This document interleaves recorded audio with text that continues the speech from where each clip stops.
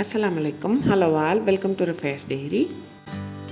இந்த வீடியோவில் நெய் எப்படி செய்கிறதுன்னு பார்க்கலாம். சேனலை சப்ஸ்கிரைப் பண்ணாமல் வீடியோ பார்க்குறீங்கன்னா சப்ஸ்கிரைப் பண்ணிக்கோங்க. நெய் செஞ்சுட்டு அதுலேயே நெய் மாவு எப்படி செய்கிறதுன்னு காமிச்சிருக்கேன். நெய் செய்கிறதுக்கு நான் 600 கிராம் பட்டர் எடுத்திருக்கேன். நான் கடையிலேருந்து வாங்கின பட்டர் தான் எடுத்திருக்கேன். நீங்கள் வீட்டில் செஞ்ச வெண்ணெய் எடுக்கிறீங்கன்னா நீங்கள் செய்கிறதுக்கு ஒரு 1 மணி நேரத்துக்கு முன்னாடி அதை ஃப்ரீசர்லேருந்து எடுத்து வெளியே வச்சுக்கோங்க. நான் நார்மலாக கடைங்களில் அந்த பட்டர் க்யூப்ஸ் கிடைக்கும்ல, அதுதான் வாங்கி செய்வேன். இது பக்கத்தில் உள்ள ஒரு லோக்கல் மார்க்கெட்டில் பியோர் கவ் பட்டர் கிடச்சிது. நான் அதை வச்சு தான் செஞ்சுருக்கேன். நீங்கள் பட்டரை பாத்திரத்தில் சேர்க்குறதுக்கு முன்னாடியே பாத்திரத்தை மீடியம் ஹீட்டில் ஹீட் பண்ணிக்கோங்க. இந்த மாதிரி சேர்த்துட்டிங்கன்னா அதுவே மெல்ட் ஆயிரும். அப்பப்போ நான் காமிச்சிருக்க மாதிரி ஸ்பூன் வச்சு ஃபுல்லாக திருப்பி மட்டும் விட்டுக்கோங்க. நீங்கள் ஸ்டார்டிங்லேயே ஹீட் ஜாஸ்தி வச்சிட்டிங்கன்னா அது மெல்ட் ஆகி வர்றதுக்குள்ளே கீவோட ஃப்ளேவர் மாறிடும். இது நல்லா கம்ப்ளீட்டாக மெல்ட் ஆகி வந்ததுக்கப்புறம் உங்களுக்கு வேணும்னா நீங்கள் ஹீட் கொஞ்சம் ஜாஸ்தி வச்சுக்கலாம். இந்த மாதிரி அப்பப்போ திருப்பி விட்டுட்டு நல்லா அதை ஒரு தடவை மிக்ஸ் பண்ணி விட்டுட்டிங்கன்னா சீக்கிரமாக மெல்ட் ஆகி வந்துடும். சேர்த்துருக்க வெண்ணெய் எல்லாமே நல்லா உருகி அதுக்கு மேலே அந்த மாதிரி மில்க் சாலிட்ஸ் எல்லாமே செட்டில் ஆக ஆரம்பிக்கும். நான் கம்மியாக செய்கிறேன். அதே மாதிரி நான் எடுத்திருக்க பாத்திரம் பெருசு, அதனால் நான் இதே ஹீட்லேயே மெயின்டைன் பண்ணிக்கிட்டேன்.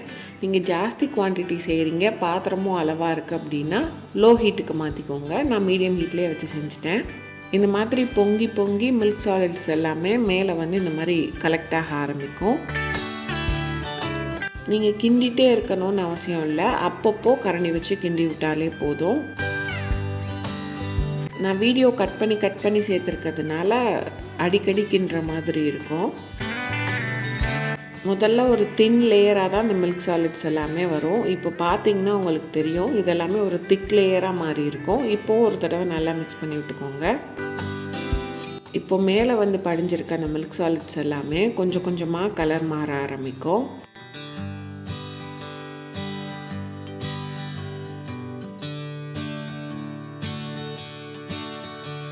அங்கங்கே ஸ்ப்ரெட் ஆகியிருந்த மில்க் சாலிட்ஸ் எல்லாமே இப்போ ஒன்று சேர்ந்து மொத்தமாகிற மாதிரி வரும்.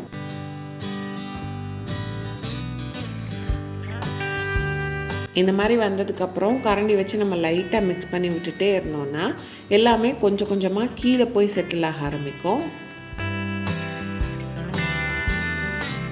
உங்களுக்கு இப்போ பார்த்தாலே டிஃப்ரென்ஸ் தெரியும். கீழே போய் எல்லா மில்க் சாலிட்ஸும் செட்டில் ஆயிடுச்சு. இந்த மாதிரி செட்டில் ஆனதுக்கப்புறம் நீங்கள் இன்னும் கொஞ்சம் நேரம், அதாவது ஒரு 5 நிமிஷம் இதை கொதிக்க விட்டிங்கன்னா எல்லாமே மொத்தமாக செட்டில் ஆகிட்டு கொஞ்சம் இந்த மாதிரி தெளிஞ்ச மாதிரி வரும். இந்த டைமில் உங்ககிட்ட முருங்கைக்கீரை இருந்ததுன்னா நீங்கள் அதை சேர்த்து முறிச்சு விட்டுக்கோங்க. என் அம்மா முருங்கைக்கீரை இல்லைன்னா ஜீரகம் சேர்ப்பாங்க, அது மாதிரி நான் சேர்த்துக்கிட்டேன். ஜீரகம் சேர்த்ததுக்கப்புறம் இந்த மாதிரி நல்லா அது பொரியணும். அப்போ தான் நெய் ரெடி ஆயிடுச்சுன்னு அர்த்தம். என் அம்மா நெய் காய்ச்சும் போது இது கூடயே உப்பும் சேர்ப்பாங்க. நான் இதை பேக்கிங்கெல்லாம் யூஸ் பண்ணுறதுனால நான் உப்பு சேர்க்கலை. உப்பு சேர்த்துக்கிட்டிங்கன்னா நெய்யோட டேஸ்ட்டு இன்னும் நல்லாயிருக்கும். இப்போ இது எல்லாத்தையும் நல்லா மிக்ஸ் பண்ணிவிட்டு இன்னும் கொஞ்சம் நேரம் இதை நல்லா கொதிக்க விடணும்.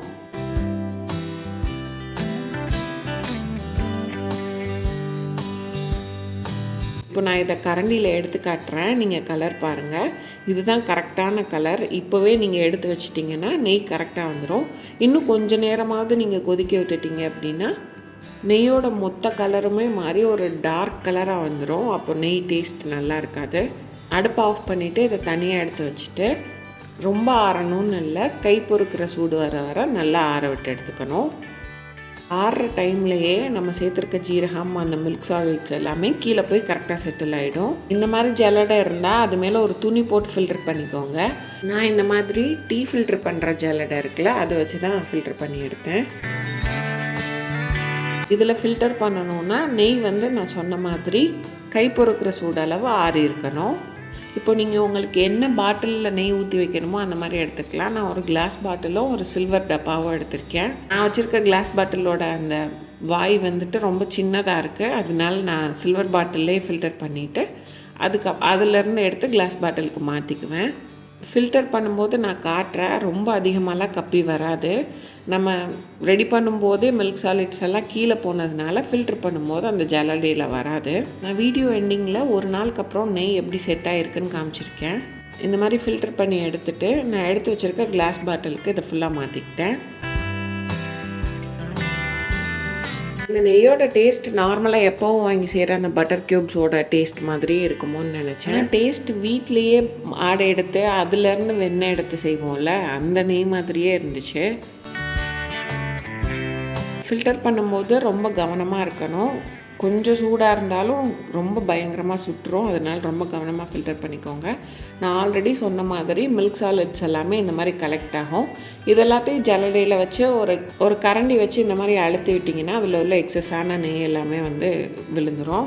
600 கிராம் வெண்ணெய் உருக்குனதில் எனக்கு மொத்தம் 500 ml, அதாவது 480 ml நெய் கிடச்சிச்சு.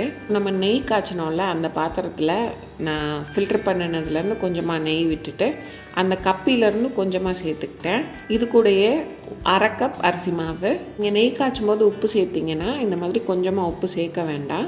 கூடவே 2 டேபிள் ஸ்பூன் சீனி. இதெல்லாத்தையும் சேர்த்துட்டு நல்லா மிக்ஸ் பண்ணி எடுத்துட்டிங்கன்னா நெய் மாவு ரெடி ஆகிடும்.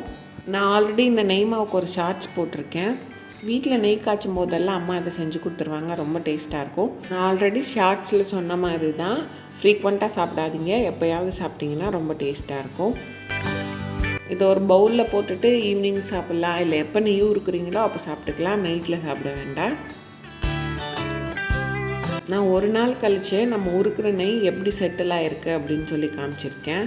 இந்த மாதிரி நல்லா செட்டில் ஆகி நெய் நல்ல மணலாக வந்துருந்துச்சு. நான் ஸ்பூனில் எடுத்து காட்டுறேன். நல்லா மணலாக செம்ம டேஸ்ட்டாக நல்லா வாசமாக வந்துருந்தது. யாருக்காவது நெய் உருக்க தெரியாதுன்னா வீடியோ ஃபாலோ பண்ணி ட்ரை பண்ணி பாருங்கள். ட்ரை பண்ணிவிட்டு எப்படி இருந்ததுன்னு கமெண்ட்ஸில் சொல்லுங்கள். வீடியோ பிடிச்சிருந்தா சப்ஸ்கிரைப் பண்ணிவிட்டு லைக் பண்ணிக்கோங்க.